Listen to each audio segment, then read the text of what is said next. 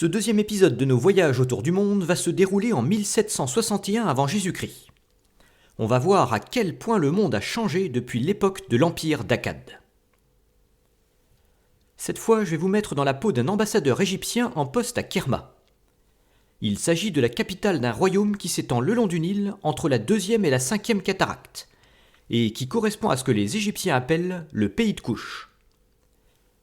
Les Couchites sont des rivaux des Égyptiens, mais ce sont aussi des partenaires commerciaux, ce qui explique votre présence en ces lieux pour arrondir les angles. Ce sont les mines d'or de Nubie qui constituent le principal sujet de discorde.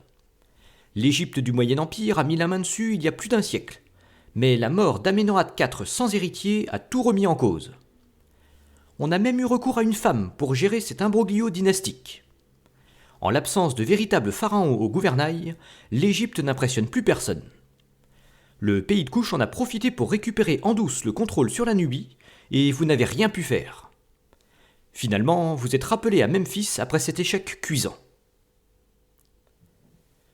On vous offre une deuxième chance en vous affectant sur un autre terrain, le Proche-Orient, conquis il y a un siècle par Sésostris III. Vous êtes chargé de rappeler aux gouverneurs locaux leurs obligations financières envers l'Empire, mais c'est peine perdue. L'Égypte n'a plus les moyens de son influence. La ville d'Azor est déjà passée dans l'orbite d'une autre puissance, celle de Katna, située en Syrie plus au nord, et qui est alors en pleine ascension. Vous vous avancez jusqu'à cette ville pour tâter le terrain, et vous trouvez rapidement un moyen de l'affaiblir. Il vous suffit de sceller une alliance avec son pire ennemi, le royaume de Yamkad, centré sur Alep. C'est encore un échec. Son roi vient de signer la paix et il n'est pas disposé à reprendre les armes. Alors vous tournez votre regard vers le royaume de Mari, plus à l'est, qui est beaucoup plus ancien et vénérable. Il est dirigé par le puissant Zimrillin, qui accepte une entrevue avec vous. Mais vous n'avez vraiment pas de chance. À peine arrivé, la ville est assiégée par un empire en pleine expansion, celui de Babylone, dirigé par un certain Hammurabi. Vous êtes invité à la cour de l'empereur lors de la prise de la ville et emmené vers la capitale au cœur de la Mésopotamie. Babylone.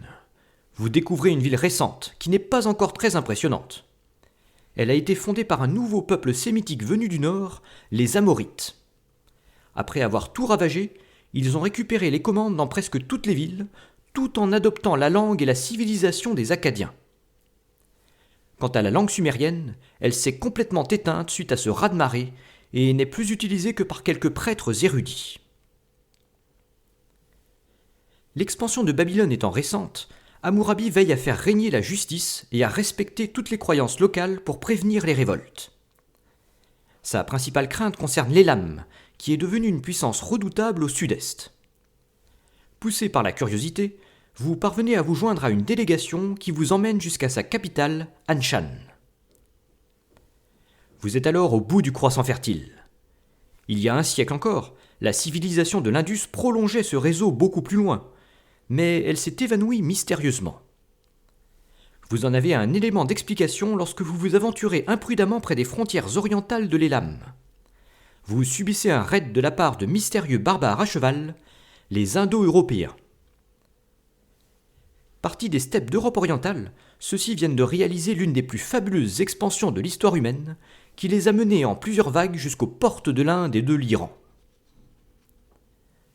Vous devenez leur esclave et ils vous font parcourir des distances énormes grâce à la rapidité de leurs chevaux, ce qui vous amène dans l'un de leurs bastions, les steppes irriguées par l'Oxus et ses premiers affluents. Vous y trouvez une civilisation incroyable, faite d'apports multiples, venus de Mésopotamie, de l'Indus et d'ailleurs. En joignant des civilisations lointaines, les Indo-Européens ont créé une nouvelle impulsion dans l'ancien monde. Vous avez l'occasion de le constater lorsque vous êtes vendu à des marchands qui ont des chameaux à la place des chevaux. Ces gens-là comptent profiter de votre apparence exotique pour vous revendre avec un bon profit. Vous êtes intégré à une caravane qui traverse le désert du Taklamakan, en direction d'un Orient tellement extrême que personne n'en a jamais entendu parler. À l'issue de 5 mois de voyage, vous posez enfin le pied en Chine. Les nouvelles communications ouvertes par les Indo-Européens ne sont sans doute pas pour rien dans l'éveil de cette civilisation perdue dans le lointain. Ce n'est encore qu'une culture néolithique comme tant d'autres, qui s'épanouit le long du fleuve Jaune. mais elle aura la particularité de déboucher sur la Chine historique. C'est finalement là que vous allez terminer vos jours et votre périple immense depuis Kerma. Vous aurez marché plus de 10 000 kilomètres, dont 6 000 aux côtés des Indo-Européens, ce qui fait une dizaine de pays actuels traversés. On voit bien qu'il n'y a pas encore de contact possible entre le croissant fertile et la Chine, et ce malgré le fragile connecteur indo-européen. Ces deux pôles de l'ancien monde vont longtemps connaître un développement complètement séparé.